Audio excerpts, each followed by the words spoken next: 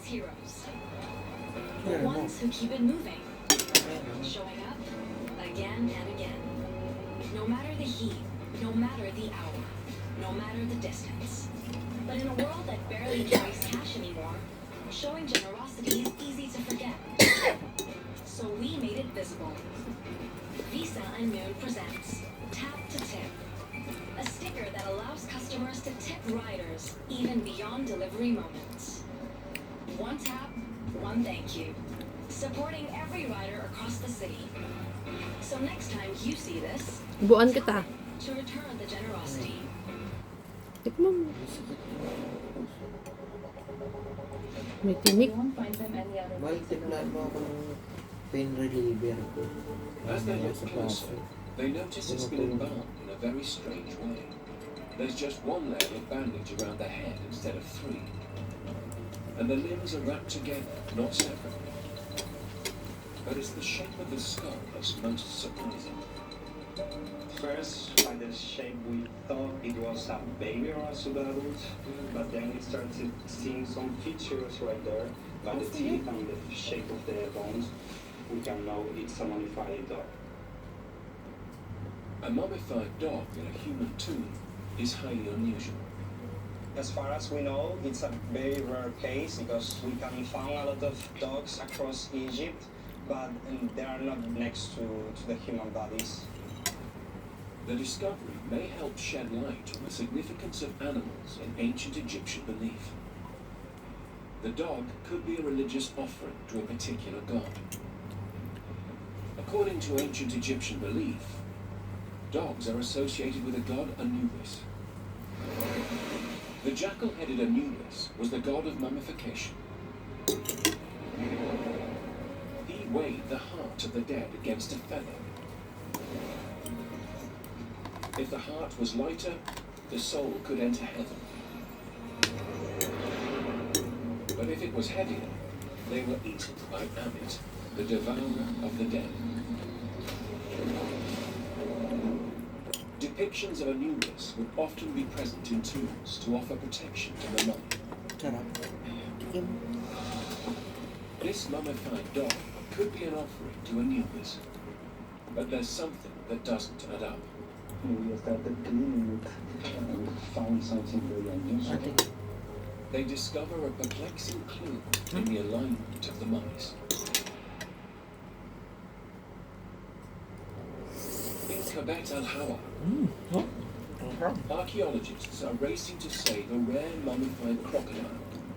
Their discovery may help demystify the ancient Egyptian practice of animal worship. Could it also help explain the purpose of animal statues like the Great Sphinx? Raquel and the team carefully moved the crocodile mummy to the laboratory.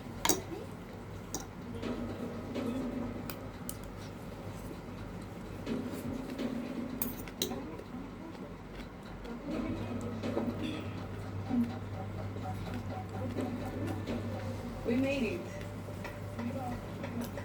We've been working for May tubig yung 3 hours and a half now in the sun.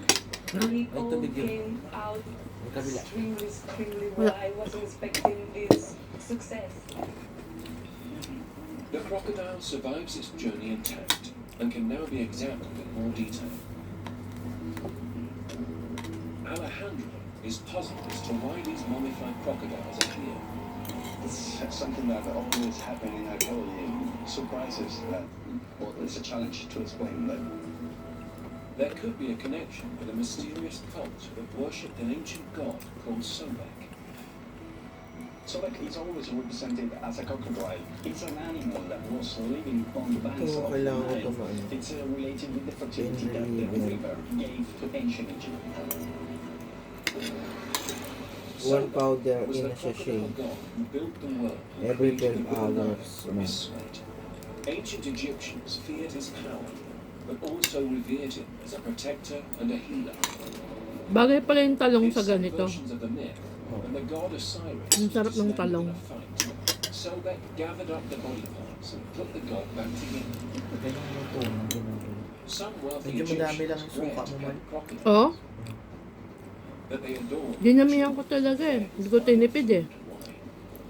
Ang dami. When the crocodiles died, they Ano were ko kasi mummified paksiw. and buried as votive offerings So, kasi naalala ko, pwede lagyan ng gata. protection in the afterlife. Yung ganitong luto. But the existence of a crocodile cult at Kubet El Hawa is news to Mas Alejandro. masarap. As far as we know, there is no reference to the worship of crocodiles in Aswan. The discovery challenges the idea that crocodile rituals only happened in a small region of Egypt. It's further evidence that the worship of animal gods wasn't just practiced by pharaohs building sphinx statues. People all over Egypt were making offerings to different animal gods in the form of mummies. The popularity of Sobek was bigger than we thought before.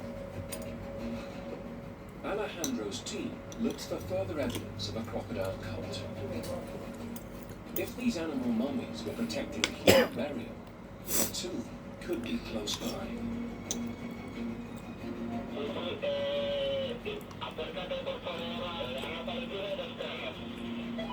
Vale, gracias. Two skulls have been discovered. Just yards from the crocodile burial, Alejandro's team makes an intriguing discovery. Yes. In the quarry at Gebel El Silsila, Maria and John are investigating a ram-headed sphinx. Like the Sphinx of Giza, it could have been built to protect a religious site.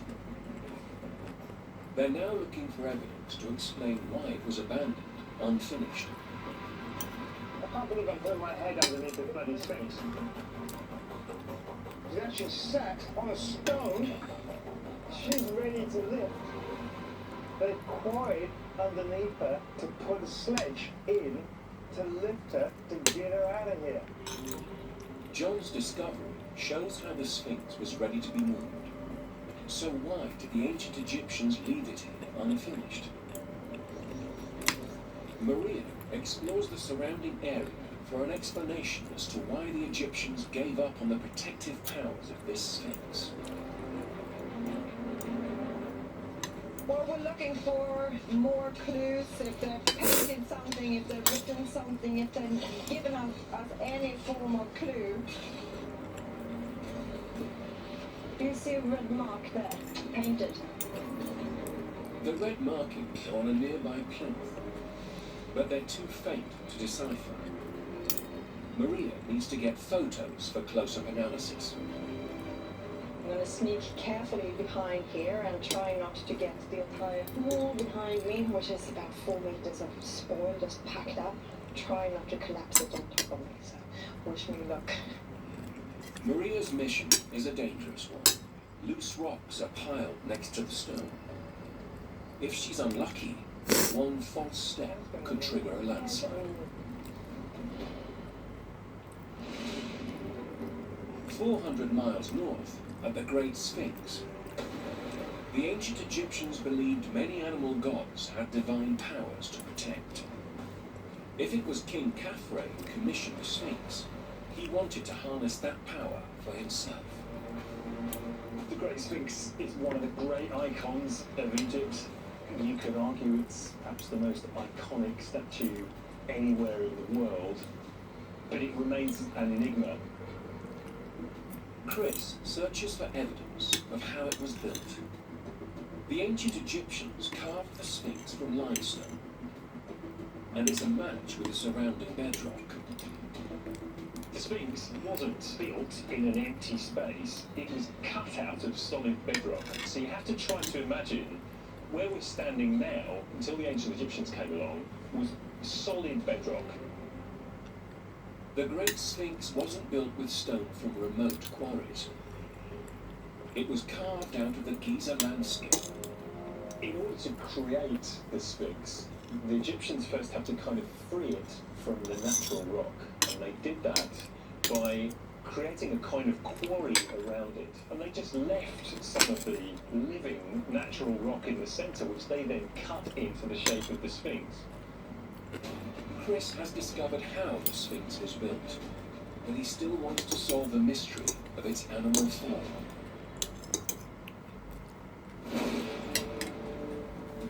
The Great Sphinx